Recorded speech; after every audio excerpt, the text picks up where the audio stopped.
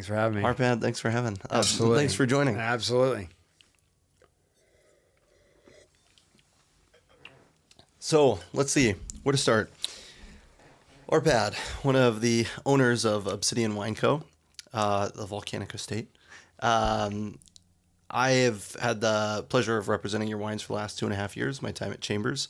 But I've known of your wines a lot longer. When I was in Texas, in Galveston, I think you guys got distribution through, I can't remember who it was, Favorite Brands at the time. Yep, absolutely. And I remember the sales rep, Richard Quintanilla, who had been with Glazers before I started with Glazers, came in and just cleaned house. He just got that wine by the glass everywhere. And I was like, what is this wine? Like, I don't know. It can't be that Texas. good. Yeah. Yeah. And there's a guy, Don McClarity at Riondo's. I think it's still BTG there. Maybe. I don't know. You have access to the depletions, I'm sure, somewhere. But yeah, and that was the first time I had seen the wines and the first time I had had them. And I think the thing that really spoke to me about the wines the most was the incredible value for quality. And that was the thing. Even with a huge book like Glazers, which then became Southern Glazers after the merger, there was just nothing that we had at that price that punched above its weight that much. So it's really been a pleasure selling the wines here in San Francisco. And yeah, I was happy to have you here. Thank you. So, Appreciate it. Of course. So I know, a rough storyline of kind of the winery and stuff, but if you wouldn't mind just for the listeners to kind of go over the journey, I guess your journey in wine, and then maybe just like a brief journey of the winery or the evolution of the winery. Absolutely. Well, it all starts with a hope and a dream, as most things. We started in a family, my brother and I, that grew up growing grapes. My father had escaped from Hungary in 1956, actually with my mother. Not with her, but they both escaped in 1956. They got married and met here in California many years later. But came to California in 1956, and he was part of that first generation of immigrants, the Gergiches and the Mondavis and the others who really planted Napa Valley in many ways. So my brother and I grew up with this in our background as a grape growing family. My father was an entrepreneur, so he did many different things. But one of the main things he did was grow grapes. And he originally met the Pepe brothers of Robert Pepe Winery, which is now Cardinal, right, owned by Kendall Jackson. But Ronaldo and Adolfo Pepe were, they had a chinchilla dressing factory. And by dressing factory, it's undressing, skinning chinchillas by the airport, in the San Francisco airport in the 50s. So it was a very different time in California. Immigrants were up in Napa Valley growing. So we grew up with that in our background and blood, so to speak. My brother and I got out of college in the early 90s. We were both political science majors. We had grown up in California, but learning to speak Hungarian. And we went back to Hungary as political science majors, interested in sort of the transformation of the country from communism to capitalism and democracy. And we started to import oak barrels. We own a cooperage in northeastern Hungary, and we started to sell Hungarian barrels to winemakers in Napa and Sonoma back in the 90s. Long story short, when we got back to California, we met a gentleman by the name of Michael Terrian. He's our founding winemaker. And we had just found an abandoned walnut orchard up in the high Mayacamas range, which is now Red Hills of Lake County, and planted a vineyard there, thinking we could grow great Cabernet out of elevation of 2,600 feet effectively. And we thought, let's make some wine. So the first year, 2002, we made 98 cases of Obsidian. And we've been doing that for 20 years. Yeah. That is the most condensed, that's perfect. Short version. Yeah. No, that's perfect. And I think, it brings up a lot of kind of great talking points for the conversation, right? As far as like your father and his entrepreneurship, I mean, was he just kind of like shotgunning? Was he doing like a bunch of other things, or kind of like Oh, yes. Like just anything he could kind of get his hands on? He sold insurance first, Okay. and he put pension plans together for small businesses. And one of the small businesses he put the pension plans together for were the Pepe brothers and their chinchilla dressing. Yeah. It's called the New Method Fur Company. That's right. The New Method Fur Company is what the company was called. And that's how he got introduced. So he then, being an entrepreneur, he got interested and tried many different things over many years. And, it was hand to mouth. He didn't speak English or just was learning English, new to the country. He left when he was 27 from Hungary. So, California was a totally different place, and he had to make it work out. So yes, he did many, many things. So this was in our blood, but it wasn't the main thing I would say that we all did. Right. We didn't grow up in Napa. We grew up in the East Bay in Oakland, Berkeley area, which is where Peter and I still live. And, we had one foot in the industry and one foot out of the industry, which has its advantages, actually, funny enough. I think that's important. It's the classic example of don't put all your eggs in one basket, right? And also your perspective is different. I guess that's a good point when too. you're deep in, you're deep down. So Yeah. you look at wine, you look at the industry a little bit differently. Yeah, I think that's important. Sometimes with Bianca and I both being in the industry, we kind of create like our own little echo chamber, right? And we sit here and we That's go what like, happens. I don't know. And then we talk to somebody that's not in the wholesale side of things, and we're just like, oh yeah, I didn't think about it like that, And so getting a little bit different perspective, I think is super important, Otherwise you just kind of like ruminate, right? Correct. And as far as like, what do you think? Did you have a chance to talk to your dad? Have you talked to him about like what was the inspiration of growing grapes? Was it because so many other immigrants were doing it? Was there any grape growing that was going on in Hungary when he left that he was involved with or your family was involved with, or where did it stem Hungary, it's a good question. Hungary is known to be an area where obviously grapes have been grown and barrels have been made for 1,000 years. And it was a region of great natural beauty and bounty, really, for food and for wine. So he grew up with it, and it was part of the culture. Hungary is a great food culture within a group of Slavic nations that have a little bit less of food, Right. Yeah. culture, or the same type of food culture, I guess I would say. And, he was an entrepreneur, so that was a big thing. And, I think it's a good question. I wish I would have asked him. He passed away a couple of years ago at the age of 94, but I don't think I've ever asked him that question. Yeah. No, I mean, I guess the best part is now it can be all the answers. It can be anything you want it to be, right? Right. Yeah, I think, because it's so interesting to see this like huge influx of immigrants that all brought grapes with them and brought, winemaking with them. And I think it's really fascinating to see like the evolution of Napa Valley. My grandfather was Czechoslovakian, and so when it was one country. And so, it was also really cool to see the collaboration, I think, between him and the other immigrants at the time. He learned to speak Italian because all of his friends were Italian. And it was just kind of this like, it was a lot of cooperation. You helped your neighbors, you looked out for each other, you lent each other tools and stuff like that. I think. And by the way, you didn't have any money. Yeah, exactly. So you made your own prosciutto. Yeah. You made your own wine. Right. Yeah. You did everything yourself. Yeah, exactly. And now, you're sitting here in modern day San Francisco. It's super cool. Oh, he makes his own prosciutto. It's like, yeah, poor, like we call them celebrity peasants, right? Because everyone in Sicily was doing that because they had to do it. And if you want prosciutto, make it. One of the things that I show when I tell the story is this awesome cover that I found. It's the cover of Chinchilla News from July of 1955. And there's a picture of them, and I'll show it to you, of skinning chinchillas. Yeah. And you can get the issue for 55 cents. Wow.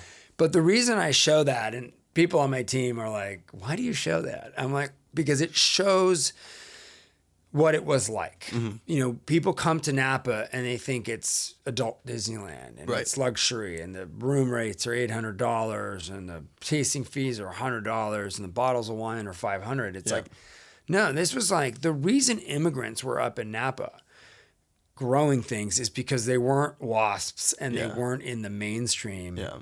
If you were, you wouldn't be in the dirt. Yeah. You'd Yeah, be yeah. in You wouldn't downtown be San skinning Francisco. chinchillas. Yeah. You know what I mean? And you Yeah. wouldn't be skinning chinchillas. Yeah, So, you know, it's really quite a reversal, and it's reversal in my lifetime. Right. I mean, I was born in 1969, and I remember with my brother going up there, it was dusty, it was dirty, it was hot. Like, we didn't love going up there. Yeah, It was yeah. fun to get on a three-wheeler and go over the grape skins and Right. stuff, but it was a very different experience than I think people now come into it with. Right. And I want to ground people in what farming is, in what creating something out of creating this amazing beverage out of a natural set of products is. Like, those are all things that have gotten lost in the history. Yeah. And I want to ground people back to that. I think that's so important. I mean, you know, you see, let's say, a larger super commercial, you know, winery that's charging $150 for a tasting, and it's because, you know, they've got to pay for the architect and they've got to pay for the designer.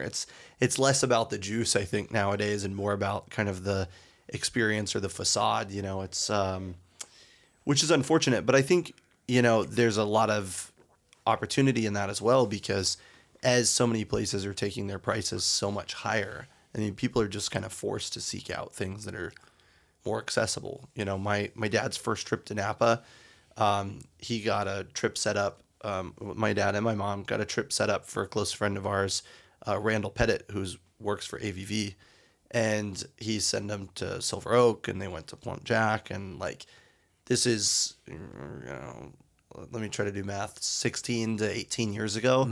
And, you know, they came back with a bunch of bottles, and, you know, the wines were not wildly expensive then. They were a lot more accessible. And now, I mean, you go there, they're hundreds of dollars a bottle for the entry to your stuff almost. One of the things you said earlier was when you first saw our wines in Galveston, Texas, you were like, wow, these are great value. Yeah.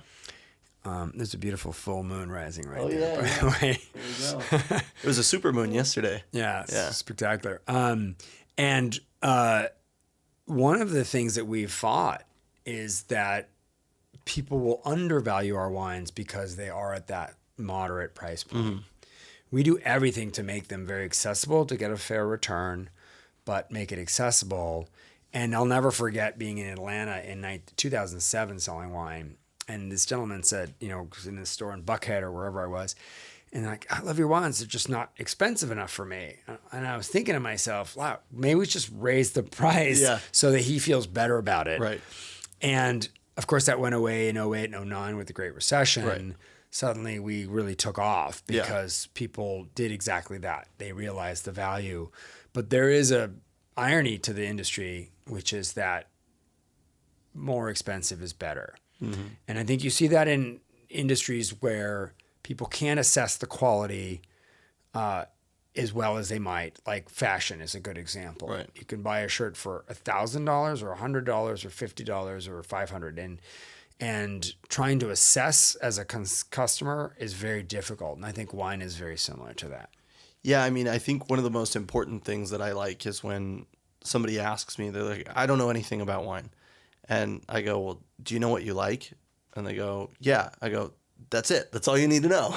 Literally, end of conversation. If you like it, drink it, you know? And if you want to explore outside of your comfort zone and you want to experience new things, do it. But like, I think it's, you know, we get done at the end of the day dragging a bag, and it's like, all I want is a beer. All I want is to just have a beverage and not think about it. I want something, you know, light and refreshing. Right. So, By the way, the corollary to that is nobody ever asks you when they eat food. right. They never ask the question, should I like this? Yeah. Yeah.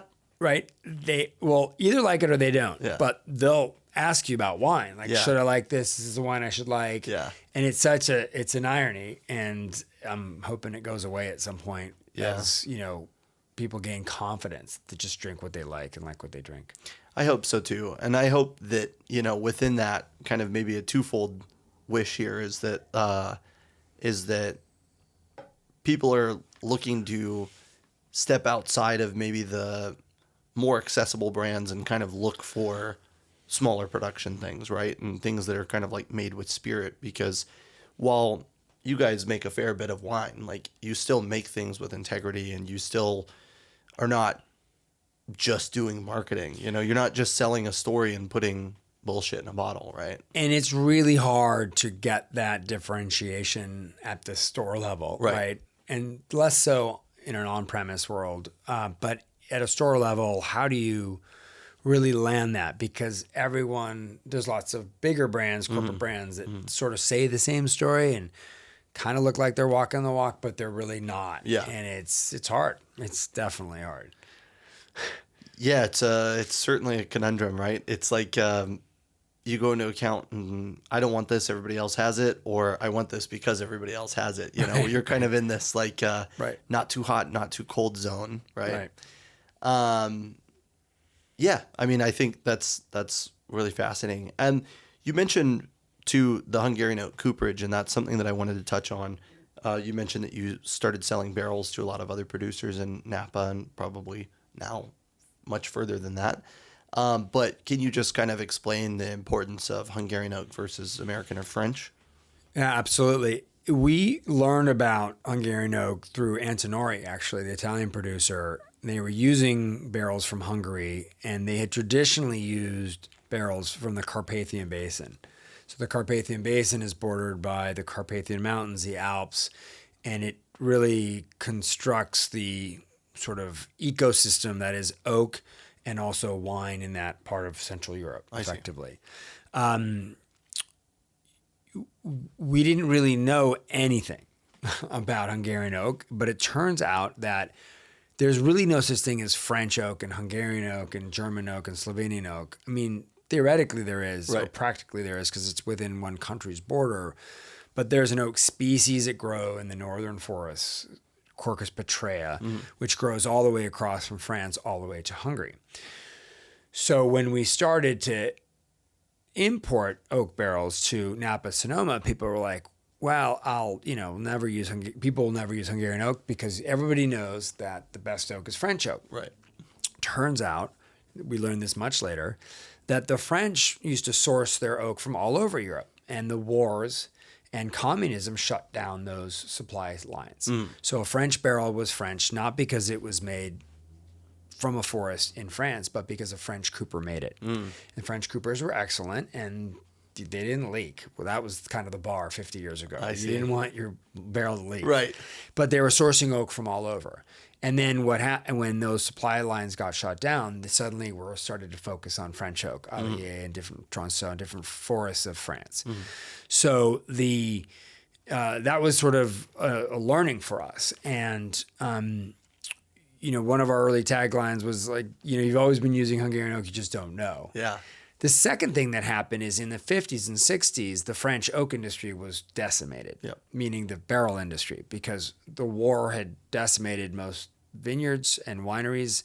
None of them had any capital to buy oak, much less anything else to make wines. And the U.S. barrel industry, or the U.S. really reinvigorated that cooperage. And the way that happened is an interesting story, because a gentleman by the name of Mel Knox, not only Mel Knox, but others, spent a lot of time with, Napa and Sonoma winemakers, and they looked around the world and thought, who makes the best Cabernets? And it was Bordeaux. So what do they use? They use French oak. So that's the history of California Cabernet using French oak, is really a historical accident to some degree. Yeah. Which is like, this is what I want to use because this is, and so to this day, it'll say made with French oak barrels, right? And, that's a little bit of a historical anomaly as to why that is. But it really is the same oak across most of Europe, Quercus petraea. Every forest is a little bit different. It's different how you season it, how you toast it, what size barrel you make. So there's a number of variables that you can control. But that was really the beginning of our journey to understanding oak and oak source. Wow. So not as complicated as we make it out to be. I would say, in general, European oak and American oak have different... That's the biggest difference. That's the largest difference, because American oak is made with white oak, Quercus alba. And European oak is made with Quercus petraea. Petraea means rock in Latin, so it's very tight grained, hard.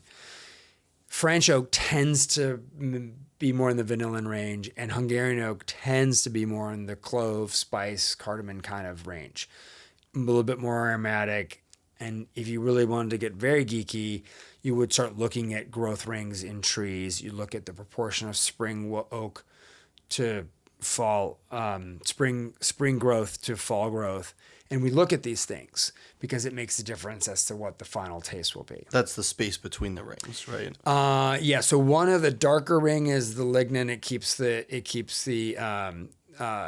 tree upright. That's fall growth, and the spring growth is lighter and more aromatic. I see. And the proportion will change because if you get a lot of growth, then you're going to get more spring growth relative to fall growth. And sometimes you're going to get even amounts if you have tight grains or if you have slow growth. We have a 45-minute presentation on our website. I love it. On the details of how that grows and what effects and differences that make. But, if there's 400 or 500 compounds in wine, 200 or 300 of them are coming from oak and a couple hundred are coming from wine. So each have an influence. Right. Yeah, I think it's important, again, and I appreciate that you kind of break it down like this. And again, you make the whole oak conversation a little less intimidating because even me, as somebody who's been in wine for as long as I have, when I start having conversations about where the oak barrels came from, I'm kind of like, yeah, you're out of your league. Yeah, I'm like, I don't know. Like, is there, so many producers are talking about terroir, and they don't talk about oak at all. And then a lot of producers are talking about like, oh, I use like this specific cooperage, right? And then that's kind of like where the conversation, well, let's say that's where the circulation of information kind of stops.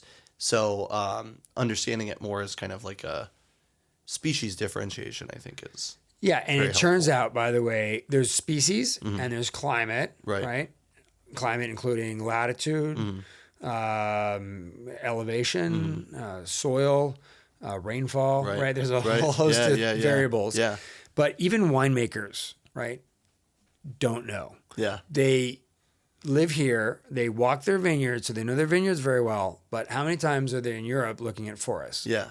Almost zero. Yeah. And they have, 5 barrel brokers coming their way, 10. Yeah. So they buy like a little bit from that person, a little bit from that person. Right. You walk into any cellar these days and you're going to see 4 or 5 different types of coopers. Yeah, that's true. And you're like, why? Well, the guy said this would be good for these wines. And that's true. And by the way, there are some winemakers who really are very diligent about trial. Right. And they put certain varietals and certain wines and they try them and they're really good. And then they find exactly what they need and they're good. But it takes a long time. It's a multi-year exercise. And you got to have that commitment that I think many winemakers, I shouldn't say most, many winemakers simply don't have. Our entire wine project was a little bit, honestly, tangential to the fact that we had this new vineyard, Obsidian Ridge Vineyard, and we had a cooperage. And we wanted to highlight what our barrels could do, and we wanted to highlight what that vineyard could do because we were selling fruit. We sold fruit to Joel Gott way back when he started that brand, to Honig, to Chapelet, to others. And we wanted it to stand in a bottle by itself. Right. So we use 100% Hungarian oak, our own oak, and we use our own wine, and that's how our own vineyard, and that's how we started with 98 cases to say, this is what happens when you use this fruit and this oak. As it happens, this oak does well for our wine. And as it also happens, we are able to match the oak to our different varietals. So it's not that Hungarian oak is the best. It's that we know it the best. Right. Yeah, you know how to use it. You know how to use it. There's no such thing as the best. It's not the best meal you've ever had and the best steak. There's different variations of that, all in a certain quality tier. And so we really speak about our knowledge in coopering as something that's an advantage because we know when to use it and when not to use it. I see. Right? Just because we use a cooperage doesn't mean they're oaky wines. Right. In fact, arguably they're not oaky because we know how to use barrels. And we've moved to larger format sizes to kind of address some of those issues as we've learned ourselves. Yeah, that's one of the things that I was thinking when you said that is that to me, maybe we'll take a step back after this comment, is the Poseidon wines, I think, have changed quite a bit in the last several years. Yep. As far as like maybe stylistic production goes. Thank you for noticing. Yeah, of course. I mean, I always say that, the book that I represent is kind of like Suzanne's fingerprint. It's kind of like to the core of what she likes and what she's always tasted. And so I always say that like we never had like a lot of like richer style wines. Right. And when I started, the Poseidon Chardonnay was one of those. It was not a Ron Bauer, over the top oaky buttery. It wasn't caramely. It was just like, it was done well, but it was slightly richer. And over the previous couple vintages, it's scaled back a little bit.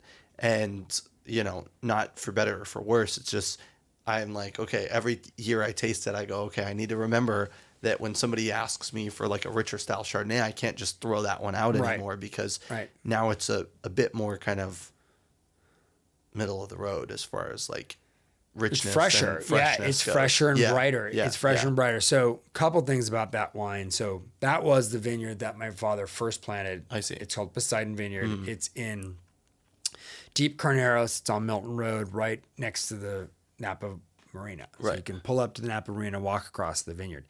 It was considered too cool to grow grapes back in the day. Right. And it has, therefore, a lot of freshness, a lot of brightness already.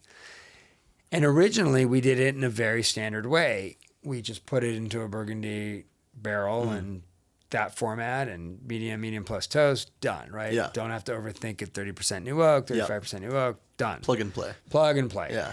And a funny side story is a lot of the industry that, because they were looking at, again, successful places like Bordeaux and Burgundy, they're like, well, what's their barrel program? Let's just parrot that. Yeah. Right. And then, there was the whole new oak percentage times, right? Yeah. Mine's 50% new oak. I've got 100. Yeah. So what we realized is, in order to freshen that up, we started to use a larger format barrel. So 500 liter. And also we now use 8 hectoliter barrels, large upright ovals. Right. And interestingly, the history of Kadar, which is our cooperage, Kadar, Hungary, is in larger format barrels. In fact, the whole Carpathian Basin generally made larger format barrels. I see.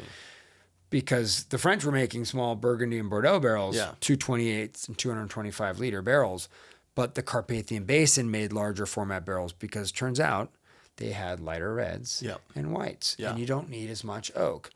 But in the 50s, 60s, and 70s, they copied what other people were doing successfully elsewhere. So I think the last 10 years, 15 years is really a return to authenticity, a return to confidence for regions of the world, whether it's Hungarian or Georgian, or name your up and coming new wine region, to go back to the roots of why they made things the way they did. Yeah. And it's the end of that sort of globalization, Robert Parkerization. The homogenization. The homogenization of style. And Yeah. that's a richness, ripeness question. It's also a barrel question. It's a handful of things. So by doing that, moving to that larger format, it just makes the wines fresher and brighter. And, this is true of our Obsidian Pinot and our Obsidian Chardonnay, which are both from Poseidon Vineyard. They are just light, delicate, and they just have, like, when I pour those, people are like, it gets their attention in a way that they were always popular, but not to the level they are now because of that freshness. And they're more accessible for a different customer. Exactly. I mean, I think, again, kind of to fold back into the conversation that we were having earlier, they're accessible wines. One of the other things that I was going to ask more specifically about that vineyard site, I had 6 months ago or so, I was working with Nico Patel from Rush de Belen Winery, or Domaine de Belen. It's 2 different labels. But stylistically, he's changed quite a bit also over the last 10 years or so. And he gives it more of a nod to global warming than he gives it to anything, right? I don't need to add oak anymore because Mother Nature is giving me all the richness I need. Have you noticed a dramatic swing over the last 5 to 10 years there? Or because you're so close to the water, are you a little bit more insulated from that major temperature fluctuation? Well, that's a big question. Sorry. No, but I would disaggregate that a little bit. Okay. Because there's 2 effects. Okay.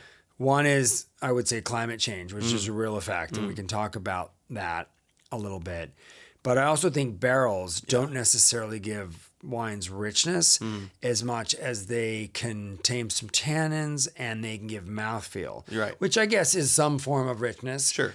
So that may be. And by the way, he might be absolutely right and correct for his wines. For his wines. Yeah. But I think the climate change part of this is enormous. Yeah. It's enormous. In fact, on that vineyard down by the marina, there's wind machines down there. Those haven't been turned on in 3 decades. Right. We don't get frost. Obsidian Ridge is built on the premise that at 2,000, we're up to 2,875 and almost 3,000 feet elevation. It's the highest vineyard in North Coast. It's built on the premise that that altitude will be climate change friendly in a way. We just get the cooler nights and it makes a huge difference in the acidity. So that's a whole nother subject, but it's a very real subject. We didn't think that that was going to be the case 20 years ago, but we have learned that that is the case. And you get to that, to the winemaker's point, you need less richness. Right. You need something fresher. Yeah. And to get fresher, you need acidity. And you don't need too much heat and too much sunshine because it just gets too much. Right. Yeah. Which is why everything's moving north. Yeah. Or up or north. uphill. Yeah. Yeah. I was going to exactly. say too, I can't remember who it is, but there's some producers in Italy. There's like a region where everybody's going uphill. Maybe it's Marche. They're going from, more producers are leaving Castigliese to go to Metallica because they want to go higher elevation. They want to go lighter, fresher in style, or they're going to do, blend, and they're sourcing more fruit from that area. You see it here. I mean, to bring a well-known name in the industry, Andy Beckstoffer has a couple thousand acres up in that region. Yeah. Up in the Red Hills because, that's the next region in terms of the right climate. Yeah, I think especially maybe for Cabernet Sauvignon, because we see a lot of people like 2 years ago, 3 years ago, I was at, I guess more, 3 years ago, I was at Spotswood. And, we were tasting, and they have the 3 wines, Sauvignon Blanc, Lindenhurst. Customer of ours, by the way. We sell them Obsidian fruit. I don't know how. That's, I didn't know that. Yeah. Aaron's a big fan. A lot of 100-point wines out of there. Yeah. When we were there, I got really excited because they were showing us like the vineyard map. And then there's like this cross section. I go, what's that? They go, an experimental vineyard. I go, oh, cool. Like, what are you guys growing? And they're like, heat tolerant varieties. And I'm like, oh shit, I'm an asshole, because I thought like, wow, Spotswood, this place that's made these 3 wines forever, is like, right, looking to like throw us a curveball or something soon. And they're like, we're just trying to survive, So it'll be interesting to see that. Spending a decade in Texas, I got to see the Texas Hill Country AVA flourish. Right. And there's a lot of Every time I go, they're always telling me, you got to go out to Hill Country. Tempranillo, Sangiovese, Vermentino. Right. They're planting a lot of, warm weather varieties. We just sold a bit of fruit to a Texas winery because they can do 50% out of county. Is it Bentning Branch? They were doing a lot of blends for a while. I'm trying to remember the name. Yeah, there's this winery, Bentning Branch, that was buying Tannat from Uruguay. Oh, wow. Yeah, it was pretty cool. It's 100% Tannat. They did 50 theirs and 50 Uruguay Tannat. It was good. We almost planted some Tannat up at Obsidian Ridge, actually. Yeah. I mean, I guess you have the elevation and the freshness that you don't have to worry about the can't not have crushing tannin that the grape can have sometimes. Yeah. Well, without, going all across the world, I'll go back towards Obsidian. One of the other things that I've really appreciated about the brand is how you've really diversified kind of the different packages and the different products that you make, right? You're not just slapping the same label on every bottle because you're paying kind of homage to the fact that the wines come from different regions and that they deserve different representation. One of the wines that we have here is Rosé by the Bay. We discussed Poseidon, Obsidian Estate, obviously, and the Peshka wine, the Pet Nat. Down the rabbit hole, I mean, you guys have a lot of products, but is there any that I'm missing? I mean, we're always generating new ones, right? Because the rabbit hole is the place to innovate and try, and it really was born around COVID times, right? We realized that 15 years before that, we were innovating and trying this new region well before it became the Red Hills. Mm-hmm.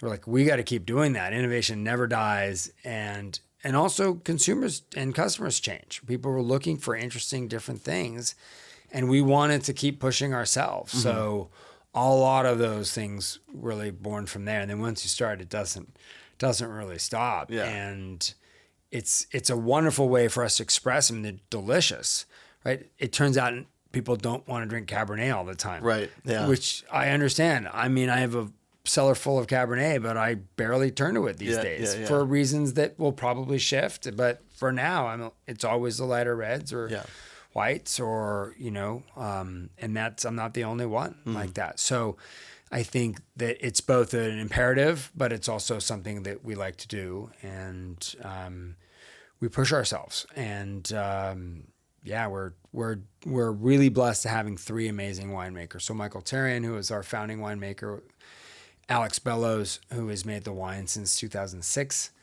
and Casey Grable, who is our production director, who makes all of our Rabbit Hole wines. It's the 3 of them. It's really an embarrassment of riches for innovation, creativity, fun. It's really wonderful. Yeah. One of the things that I was going to ask too, because I love the Rabbit Hole product, but we only get one. We get the Sauvignon Blanc pear cider blend. And Pejsger. Pejsger is technically. I guess that's technically Rabbit Hole, right? So where can people find more of them? Because you're mentioning several others. Is it at that new tasting room? Yes, our new tasting room is awesome. We're right on the square in Sonoma. It's called Obsidian Base Camp, and those are club and direct only wines. We now have the Picpoul Beurre LeBlanc. We have a Gamay Noir. Cool. We've got, I can almost never remember all of them, because they just keep coming. But they're fun and they're delicious. We actually just picked some blackberries at our vineyard in Carneros at Poseidon Vineyard, and we'll probably match it with Pinot. That's awesome. We just did an apricot blanc. So Wow. it's Frog Hollow apricots. I love Frog With actually Chardonnay, and we just released it. It's delicious. That's really it cool. tastes like apricot. It's delicious. And is everything co-ferment or no? It's, it depends. So for example, our Pear Blanc, which is one of the ones you guys carry, is half Sauvignon Blanc and half obviously Lake County pear. Right. And the insight there was pear is super aromatic, but doesn't have the acidity you need, and Sauvignon Blanc has that acidity and freshness. So those are not co-fermented. They're blended afterward. I see. Okay. But you'd have to really interview Casey, which I understand you're going to ask him about, that, because each one is a little different. And I'll want a technical presentation on each wine. Yeah. Yeah. He's the one. And then for Rosé by the Bay, I mean, Yes. this is a wine that when I started was a private label, or it was a exclusive. It was an exclusive direct, and Right. we did it with Hog Island Oyster Company. Right. Yeah. And then now the availability is a little bit wider, but can you kind of give us a little bit of the story behind the wine, the project? Absolutely. And this is really my brother's brainchild. He is a big swimmer. He volunteers for San Francisco Baykeeper, which is an organization that keeps the water clean in San Francisco, and it's associated with water keepers and other baykeepers around the country. And the idea was to donate some grapes and donate everything else and sell this as a fundraiser. So each year, I think we've donated probably over the course of 10 years about $350,000 to San Francisco Baykeeper. Amazing. Just on selling a few hundred cases of rosé a year, which has been a wonderful project. It's delicious. It's fresh. It's just awesome rosé. It's Pinot Noir from Poseidon Vineyard. Yeah. And it's, good cause. And Hog Island's been a great partner in it because they have it all their locations and they've promoted it. So it's been a wonderful project. And I think, originally when Pejsger came out, it was right around the Ukrainian war. Right. And so we made we built a fundraiser around that. One of the early maps that my father had drawn was his escape from Hungary and the aid he got from international aid organizations when he crossed over from Hungary to Austria. So when Pesgio came out, we did a fundraiser to support one of those organizations to, kind of like make, I guess we make a wine that has a meaning, right? There's a reason to support it, Right. Besides the fact that you love it. Yeah. We want people to galvanize into communities. I think community is really important. We've been doing this as a family now growing for 50 years, making barrels for 30 years, and making wine for 20. Wow. And you realize you just need to build the stronger community you have, the better off you are personally. Yeah. Yeah. And I think these, partnering with organizations really helps. And wine is, everyone loves wine. So it's a nice way to do it. Do you think that your father's journey, your father and your mother's journey, do you think that was kind of maybe a push for you and your brother to pursue what you did in school? Oh, 100%. Yeah. My mother was the one that was really interested in education. I mean, my father too, but one of the early stories was that my father wanted us to move up to Napa, and my mother would have no, she just, this was 70s rural. Yeah. No, Yeah. like we're staying in the urban core where there are good schools. And so she really pushed that. And, at the end of the day, you have your friends and family and education and what's in your brain. And that's a pretty good lesson because then you don't get attached to anything really. Yeah. And I don't think we're very attached to very many things except for those things. It's good. I mean, I think those are like core things, right? Yeah. Everything else kind of comes and goes, unfortunately or fortunately. Right. And it's nice to kind of have like an anchor to kind of set yourself to in a way. That is our lived experience. And, credit to her. She's 85 now and doing great. Yeah. I guess another question that I had for you was if you could, obviously, as the name would imply, Obsidian, but for the listeners, do you want to kind of, we were just there recently and had an incredible time, and the vineyard site is stunning. I think it's really, it feels as though a once-in-a-lifetime experience. Hopefully I'll go back again. But it was really fascinating to sit in the vineyard and to look at kind of the topography of the surrounding area. And then not only that, but the actual obsidian in the soil. What made you choose that site? And to tell us that the struggles of planting. Really, it was sort of lock-in serendipity, I think, as most of life is. My life is not predetermined. You take opportunities when you see it, and you pursue things that look interesting, and the rest is history. And we were introduced to this area by a partner of ours, and there was a broker who showed us this a day of properties, and the last property showed us was this property. It wasn't even for sale. Just knew that the family called the Wilson family owned it, and really didn't know anything. We were, and my brother was there that day, and he led that beginning part of it. We were in our early 30s, didn't know much, honestly, and didn't know there was a bunch of obsidian below it. Really, obviously, there's some obsidian that was obvious. Could see a bit, probably. Yeah. See a bit, but not to the extent that when you sort of rip it and dig it up, how much. And so when we started doing that, it just huge piles came up, and we didn't know what it was. I mean, it looks like rock, but it's actually glass. Yeah. It's the densest thing known to man. It's glass. It's very heavy. It's very sharp, and it's all volcanic. It's sort of that thing that bubbles up from a volcano and solidifies quickly and doesn't have the chance to turn into a mineral. It doesn't have a chance to turn into a rock or have a mineral structure. So did we know it would be really hard? It was expensive to plant there, but we didn't necessarily know what the wines would be like. And we learned the hard way.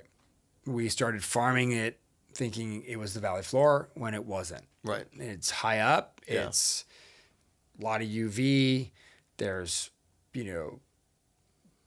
it's hot. There's a bunch of things. It's windy. It's rough. Yeah. So you get these super thick grape skins. You get very small berries. You have a very high skin to pulp ratio that make this incredible complexity, flavor, and color. but it's also makes it expensive. It's mountain fruit. And we started farming it like it was in the valley floor. So like, remember, if you go through Bordeaux or even some parts of Napa Valley, you've got this sort of trimmed up, it looks like topiary, right? Like the vines, and that burned us. I mean, literally burned us, right? Because you need shading and you need all these things that you don't know. So we learned that the hard way in 05, 06, 04, kind of the mid-aughts. And we had no idea what we were doing. Well, we had some idea what we were doing. We had no idea what we were in for, I guess would be a better way to say it. And then since doing that, I think we'd be remiss to not talk about kind of the volcanic project that you've undertaken. The new Triple Junction wine, to me, is really fascinating. I'll call it an undertaking without using it as a negative connotation. Right, it'll take us to our death. I think that it's really fascinating. And do you think that? I mean, it makes sense, I guess, that you're looking for higher elevation areas. But what was the incentive, or what was the inspiration to kind of branch out beyond where you already were and kind of look into other volcanic vineyard sites? It's a good question. I think what we realized, so I would say for the first 10 years growing fruit up there, we would say, oh, we're just like Napa or just like Sonoma, but it's less expensive. Right. And then we realized in the last 10 years that we're nothing like Napa and Sonoma. We happen to be near Napa and Sonoma, but you're not farming the same way. Right. The fruit style's not the same. Nothing's the same. So we started looking around the world for other regions that were similar to us. Etna, Azores, other very volcanic regions. And we realized stylistically our wines fit into that category better than they do is California, jammy, in quotes, or plush wines. And then we realized as you go north, I mean, there's a whole ring of, volcanoes that go up through Oregon and Washington. And we realized, wow, there's some regions up there that have similar styles, whether it's Red Mountain or Echo, Oregon, or the Rocks District, or even the Gorge. Those regions have some really interesting vineyards and some really interesting wines, and the styles are actually quite similar to ours. So it gets back to this this concept of community, right? Building that community was important to us. We did Volcano Camp for the first time this past April, which was super fun, bringing together people who are interested in volcanic wines, grow volcanic wines, sell volcanic wines, drink volcanic wines. And that Triple Junction was really a blend of those vineyards and the people that we met, or the grapes of the people that we met over the years. And Alex and I flew up there first, I think, in 21, and then 22 and 23, and the first vintage was 22, and the second vintage was 23. And the Triple Junction is the place where the three tectonic plates come together: the Pacific Plate, the North American Plate, and the Juan de Fuca Plate. And it's off of the Mendocino coast now, but that junction used to be down near Lake County, and it's traveled north as the plates have shifted. So it's sort of an homage to this tectonic movement. And it's also an homage to this idea of change, and that there's no such thing as California, Oregon, and Washington. There's sort of these plates and topographies and climates and ecosystems that are more representative. Kind of like French oak and Hungarian. A little bit of right? a political border. I mean, that's what we realized is that we realized that we were doing for elevated Cabernet or mountain fruit Cabernet the same thing we were doing for Hungarian oak, right? Yeah. Like Carpathian, basin or northern Tokai oak is to the rest of Europe what effectively Cabernet grapes from this volcanic region were to the rest of California, more or less, or the rest of the West Coast. And then also kind of touching back to the immigrant community too, of like finding your own community, building your own community, whether they're Hungarian or not. It's just like we look out for each other. We have, similar interests, kind of not just interests, but we have we're better together than we are 100%. apart. And so you're able to kind of go find these other volcanic producers or find each other and probably collaborate and learn things from them, and 100%. they learn things from you.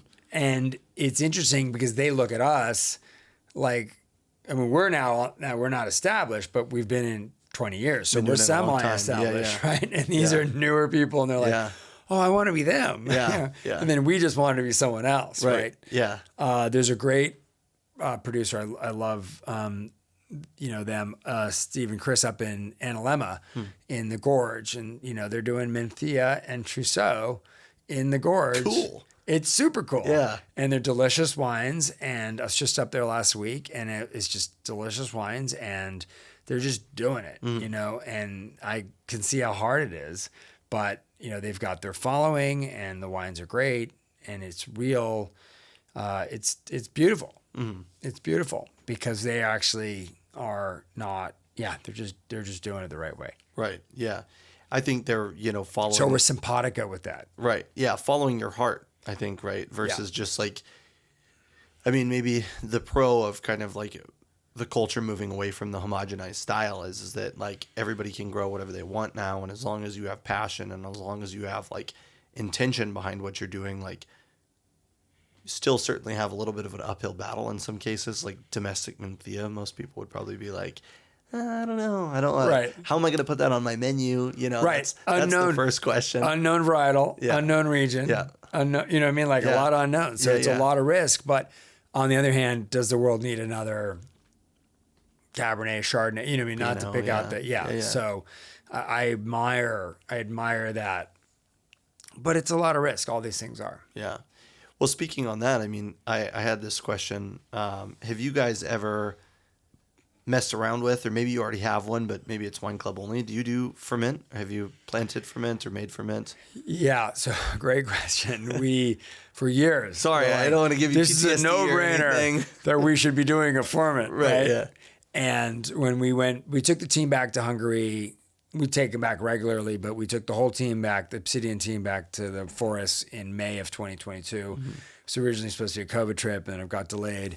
But we went back, or was it May of 23? I can't remember. Maybe it was 22. We had a great time. And, we're like, okay, now we're going to do this. And, we met with a bunch of ferment producers. Obviously, our barrels are used by many of those ferment producers. Right. Because there's only two options. One is we grow ferment here. Yeah. Or two, we bring it in. Yeah. And it logically makes more sense to bring it in. Yeah. And it's surprisingly difficult when you're a producer in California to have an import license, to bring there's licensing. And so it kind of started getting caught up in some of the administrative bureaucratic stuff. Right. But the short answer is 100%. We've always wanted to do a ferment. We just haven't actually pulled it off just yet. I see. Yeah, because I think like ferment, I'm going to start pronouncing it that way. Sorry, I was probably mispronouncing it my whole life. I don't talk about it a lot. I mean, it's in Hungarian, it's ferment, but ferment. Yeah. Well, yeah. I mean, immediately that makes me think of two things, right? Like Liquid Farm, one of the producers we represent, has a champagne. Okay. And it's true champagne. It's made for them by a grower producer, and it's under their label.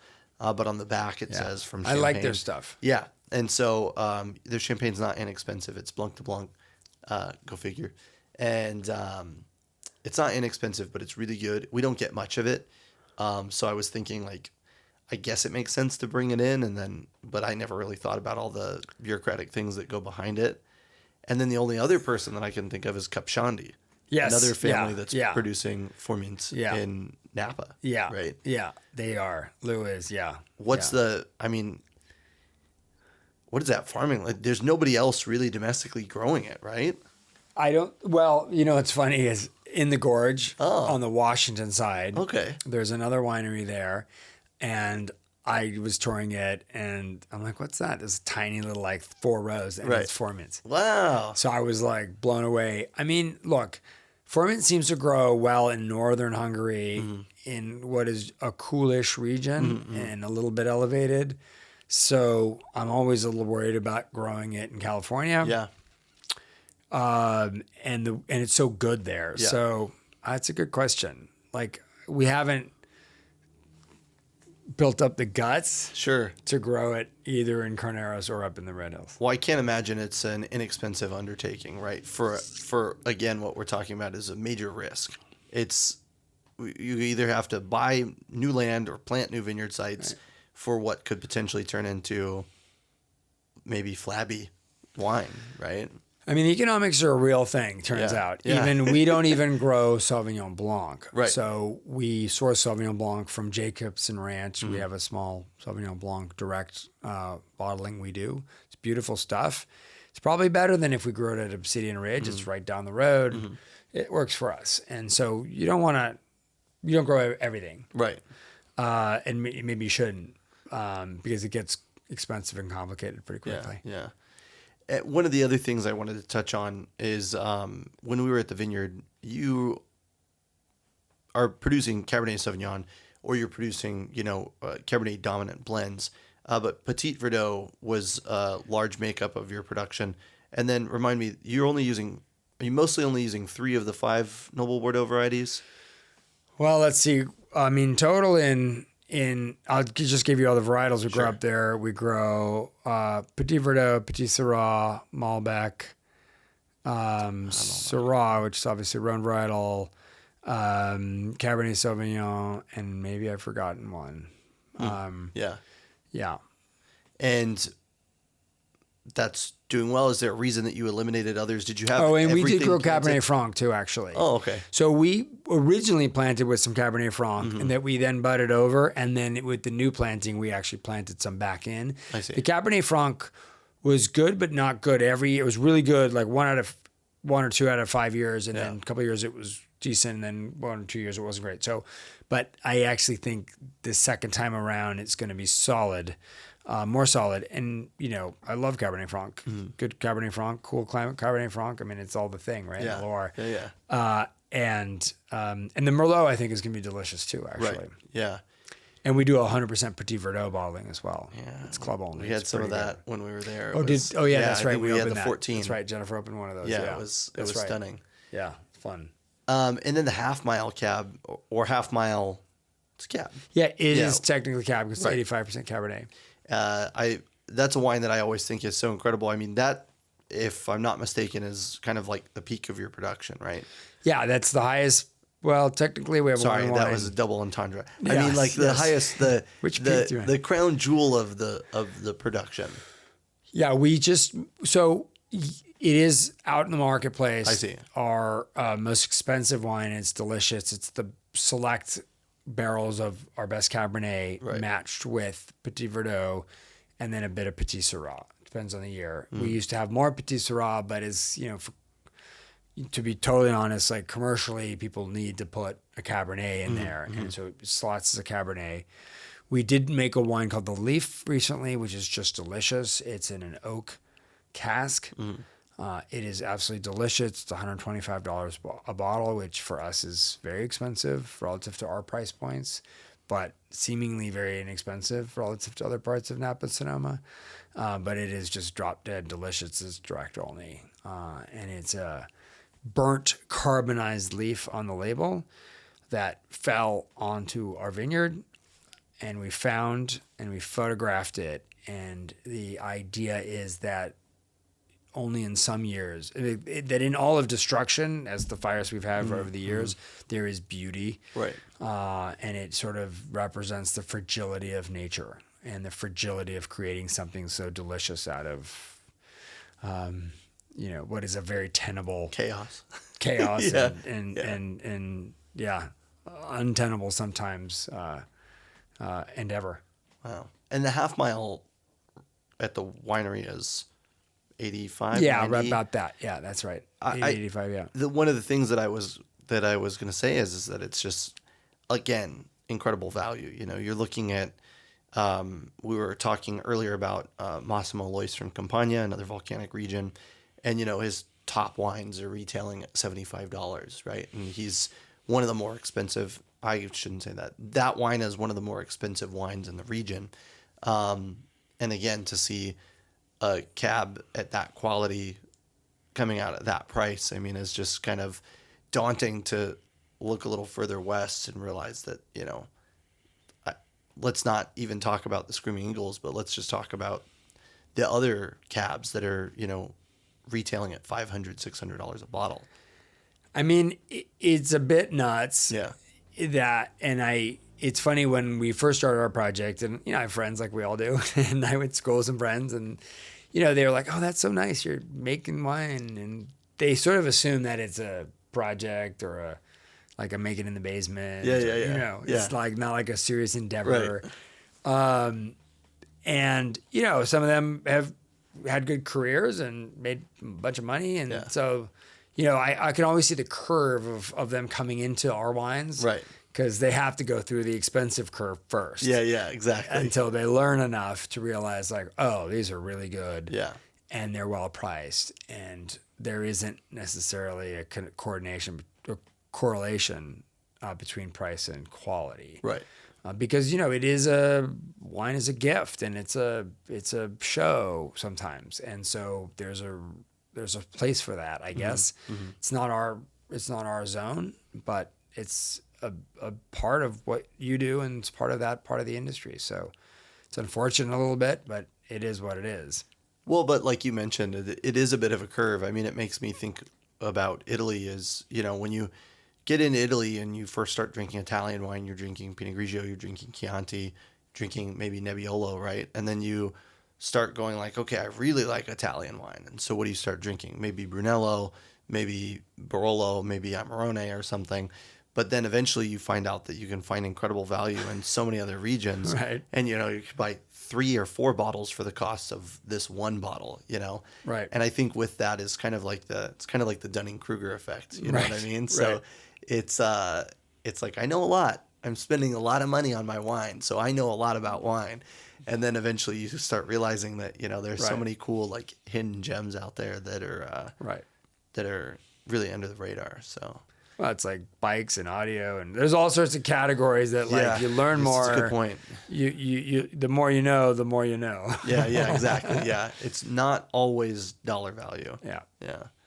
Well, we're getting to the point. I'm going to ask you, how do you enjoy the wine? Delicious. Yeah. Yeah. Do you? The wine's never blindable or anything like that. But I wanted to pour this wine for you. It's kind of always like.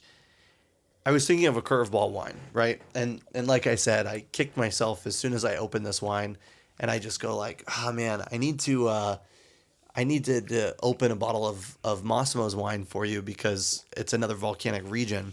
But the reason that I picked this wine specifically is because I think it's kind of like a dark horse in southern Italy. So it's got the kind of drying effect. It's got that structure. Yeah. It's got that old world sensibility. Yeah, and this is something that It's the big reveal. Yeah, this is the big reveal. So this is 100% Galliopo from Ciro in Calabria, and this is the Ripa de Falco bottling. So this is in Shelley's book here, Italian wine, Shelley Lindgren from A16. Cool. She says this is one of the wines that in '56 they started making this wine. In 1956. 1956, yeah. There's the connection. I know. So they made Ciro Rosso, and then they made a Ciro Rosso Reserva. And the Reserva they were putting in oak barrels, or smaller, newer oak barrels. And so every year since then, it's kind of been that focus. It's now, I don't think that they're bottling it as it anymore, but it used to say 160th anniversary or something on there. But Ippolito 1845 is when they were founded. And I was pouring this wine specifically because I go, okay, like it's got the tannin structure, it's got the fruit profile, like it's not a ringer for California Cab by any means, but it's one of those wines that I think challenges the norm for the region as well. Yeah. So yeah, very cool. Thank you. Yeah, of course. I appreciate that. Yeah. I mean, we're always looking for something a little different and unique. And I think one of the things we found over the years is to find the people that want to do the things you want to do and like the things you like to do. We do a lot of adventures in Obsidian. We have a bunch of a whole adventure thing. And we just found that we tend to gravitate toward people that want to go out and adventure and try new things. And we're not, we don't we're not as simpatico with people who want to just sit around Yeah. and not do those things. Yeah, yeah, right? yeah, So yeah. you end up finding producers and cultures, I guess would be the best way to say it, that are like that and that are exploration based, curiosity based, learning based, and that's a fun zone to be in. And you know, I'm sure they're like that. Is my guess. Yeah. All right. Well, it's nearing the end, and I wanted to ask you the question I always ask everybody at the end. Do you have any advice for maybe people that are, I guess, interested in potentially making wine, or that are kind of, I don't know, any advice for anyone out there that you want to give is valuable. So Tread very carefully. I think that one of the things that we talk a lot about is following energy. One of the reasons we launched into rabbit holes because there was energy there, both internal energy and external energy. My uncle used to say opportunities like the bus. This is kind of a dated expression at this point. It comes around every 20 minutes. Right. And that's, true of anybody who would start an entrepreneurial venture or start making wine. We have a program that we're really proud of that we don't talk very much about, but it's called the Rabbit Hole Winemaker Program. And we've had our third person this year. And so we effectively pay for, subsidize a winemaker to come to Obsidian and make wines with us. They make their own wines, but they use our facility for That's awesome. a massively discounted rate. And we've had our third person this year, and they tend to be women. I shouldn't say that. They tend to be diverse in the idea of trying something new and different, Right. and want to get Pushing into the the envelope. industry, Yeah, pushing yeah. the envelope. Yeah. So shout out to them, but also shout out to anyone who wants to do that. They should come and approach us and me. Yeah. And because we do offer our space for every year in a rabbit hole entrepreneur. That's Because amazing. We want to encourage entrepreneurship. We learn from them, and it's been one of the things I'm most happy about. And we really don't talk about it very much. It's not very public, but it is on our website. And it, I think following energy, following yourself those are all, tread carefully, but take risk. I always tell my kids, I'm like, take more risk than you think you should. Right. Because you have one crack at this. Yeah. And there's no reason not to. That's true. There's my advice. You can't take it with you. Right? Take some risk. Yeah, exactly. Perfect. Well, thank you Awesome. for joining, and I Cheers. really appreciate your time. Thank you. That was awesome. Cheers. Appreciate it.